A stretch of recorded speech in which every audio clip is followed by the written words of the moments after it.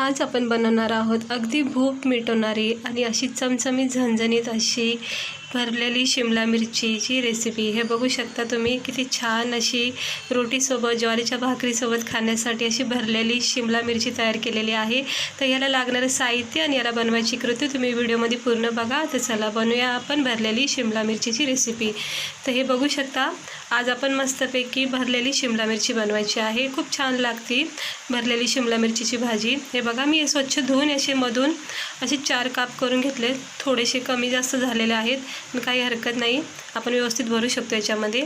तर हे एवढ्या मिरच्या घेतलेल्या आहेत मी। त्यानंतर बघा हे मिरची आणि लसूण वापरलेला अद्रक वापरली याच्यामध्ये मी। तुम्ही हवं तर लाल मसालासुद्धा वापरू शकता। त्यानंतर हे लसणाच्या पाकळ्या घेतल्या 7-8। त्यानंतर हे तीळ वापरते मी। तिळाने सुद्धा खूप छान टेस्ट येते भाजीमध्ये। आणि शेंगदाणे तर आपल्याला आवश्यक आहेच।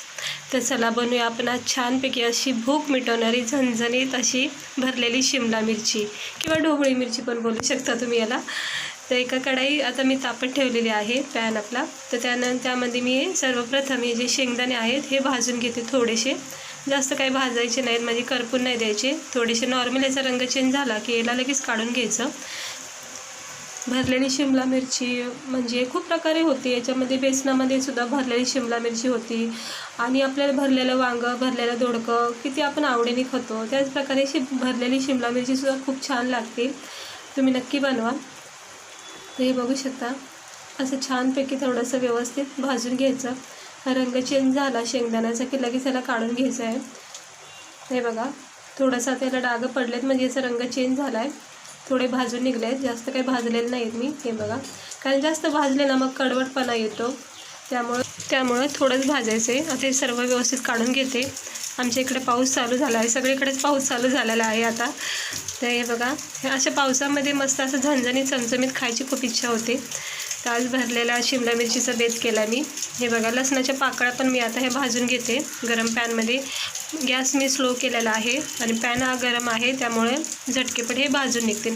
ह्यालासुद्धा आपल्याला नॉर्मलच शेक द्यायचा, जास्त काही भाजायचं नाही आहे। थोडासा रंग नॉर्मल चेंज झाला की याला काढून टाकायचे। हे अद्रकचे 2 तुकडे सुद्धा याच्यामध्ये मी थोडेसे परतून घेते म्हणजे भाजून घेते। हे अशा प्रकारे भाजून लसूण मिरची अद्रक केली ना याचं वाटण तर खूप छान टेस्ट येते। तर हे बघा आता हे जे तीळ आहेत ना हे सुद्धा मी याच्यात टाकून घेते आणि याला नॉर्मल असं भाजून घ्यायचं। गॅस अगदी स्लो आहे त्यामुळं काही आपले जे मसाले आहेत ते करपू शकत नाहीत। थोडंसं बस याला आता बघा एवढा लागले आहेत म्हणजे आता चांगलं शेक भेटलेलं आहे। आता मी काढून घेतलं आहे बघा तीळ अद्रक लसूण मिरची हे सगळं काढून घेतले आणि शेंगदाणेसुद्धा भाजून घेतलेले आहेत। तर आपल्याला आता हे सगळं मस्तपैकी याचं वाटण करायचं आहे जेणेकरून आपला मस्त मसाला तयार होईल। हे बघा हे शेंगदाणे मी याच्यामध्ये ॲड केलेले आहेत। जरा शेंगदाणे जास्त झाले मी थोडे कमी केलेत। याच्यामध्ये तीळ टाकले आहे, मिरची लसूण आणि अद्रक आणि शेंगदाणे छानपैकी असं खमंग अशी चवदार आपली मिरचीचा टेस्ट लागणार आहे।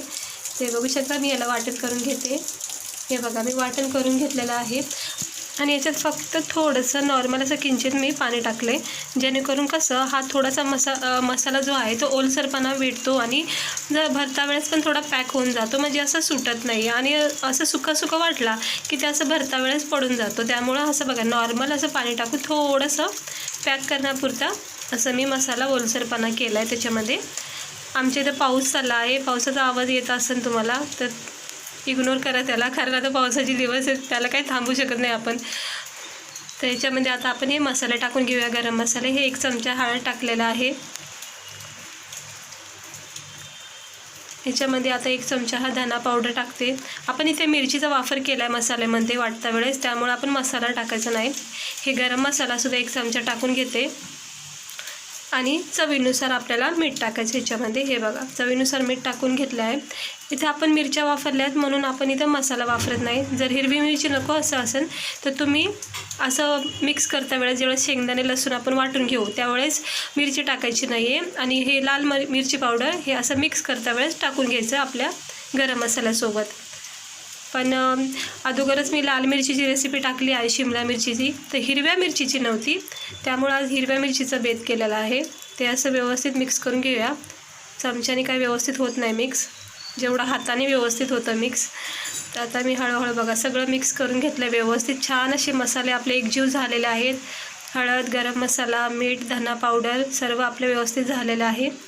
आता आपण एका प्लेटमध्ये आपल्या ज्या शिमला मिरच्या आहेत त्या सगळ्या काढून घेऊया. हे बघा, तर मी काढून घेते आणि व्यवस्थित आपण ह्याच्यामध्ये आता हा मसाला जो आहे तो पॅक करायचा आहे. हे बघू शकता, हे फोडी करून ठेवले होते अगोदरच. हा मसाला थोडासा ओलसर असल्यामुळं हे बघा अजिबात निसटत नाही किंवा कुठेही पडत नाही, पॅक राहून जातो. आणि मग मसाला काय होतो त्यामुळे व्यवस्थित भाजलासुद्धा जातो आतपर्यंत. आणि सुका असलं वाटण की ते कसं थोडंसं सुटलं जातं, म्हणजे जास्त काही पॅक राहत नाही. त्यामुळं थोडंसं मी पाणी टाकलं होतं याच्यामध्ये. हे असं बघा पॅक होऊन जातं मस्तपैकी मसाला. आता ही आपली स्टफिंग चांगली होती आहे मस्त. शिमला मिरची आपली एकदम पॅक झाली बघा मसाल्यामध्ये. हे असं ह्याच्यामुळं पाणी टाकायची थोडीशी गरज आहे, बाकी काही नाही. आता हे सर्व मिरच्या ज्या आहेत ते मी टाकून घेते. हे बघा थोड्याशा चिरा जरा ना अशा झाल्यात, जास्त तुटली गेली आहे, पण काही हरकत नाही. आपण याच्यामध्ये मसाला पॅक करून घेऊया. असं व्यवस्थितपणे पॅक करायचा आणि हे शिजता वेळेस व्यवस्थित होऊन जाईल नीट. आणि नाही झालं तरी काय आपल्याला खायचंच आहे.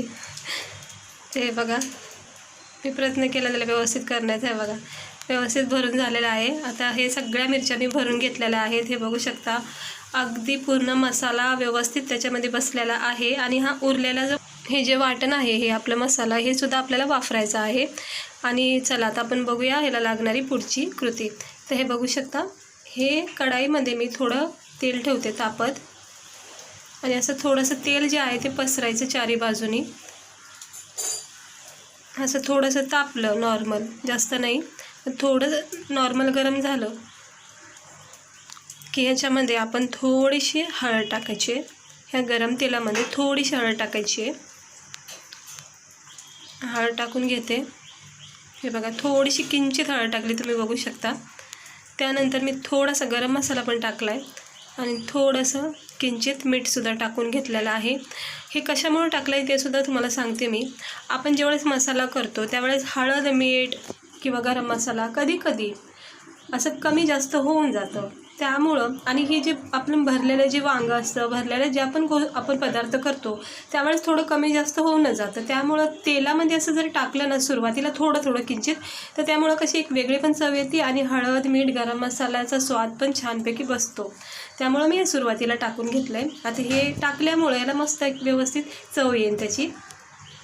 आता हे सगळ्या मिरच्या ज्या मी एक टाकून घेतलेल्या आहेत आणि जे हळद, मीठ आपण थोडं गरम मसाला गरम तेलात टाकलेला आहे त्याच्यामध्ये आपण हे परतून घ्यायचं. हे बघा आता हे सगळं जे आपण मसाला टाकले ह्याच्यामध्ये, हे त्याच्यामध्ये छान त्याची चव उतरण. आता हे असं थोडंसं परतून घ्यायचं गरम तेलामध्ये. गॅस स्लोच आहे. असं थोडंसं याला परतून घेतलं की त्यानंतरच मग आपला दुसरा मसाला जो उरलेला आहे तो टाकायचा आहे. असं डायरेक्ट नाही टाकायचं. सर्वप्रथम याला तेलामध्ये थोडं परतून घ्यायचं आहे 1 सेकंड तरी. आता परतून झालेलं आहे बघा, कसे मस्त नरम पडलेलं आहेत थोड्याशा. आता मस्त जे मसाले आपण टाकले आहेत ते एकजीव झालेला आहे, त्याचा चांगला असा स्वाद याच्यामध्ये आलेला आहे. आता जो उरलेला मसाला आहे तो सगळा याच्यामध्ये टाकून घेऊया. भरलेली मिरची किंवा भरलेलं वांगं, भरलेलं दोडकं, भरलेलं कारलं काहीही बनवा, हा मसाला कधी वेस्ट घालायचं नाही, कारण हे खाण्याची एक वेगळी मजा असते मसाल्याची. तर थोडंसं मसाला हा जो टाकला आहे तो चिटकला नाही गेला पाहिजे, त्यामुळं किंचित पाणी टाकते थोडंसं. हे बघा थोडंसं टाकलं आहे कारण हा जो मसाला आहे हा चिटकला नाही गेला पाहिजे खाली, त्यामुळं मी पाणी वापरलं आहे थोडं. हे बघा काही जास्त पाणी वापरलं नाही कारण आपल्या मिरच्या ज्या आहेत त्या वाफेवर शिजून निघणार आहेत. हे बघा थोडं पाणी टाकल्यामुळं तो मसाला काही खाली चिटकत नाही आहे. आता मी याला थोडं मिक्स करून घेते व्यवस्थित आणि झाकण ठेवून याला द्यायचे 10 मिनिट अगदी स्लो गॅसवर. फास्ट गॅस करायचा नाही कारण याला चांगली अशी व्यवस्थित वाफ लागली पाहिजे. हे झालेलं आहे मिक्स आपल्या मिरच्या.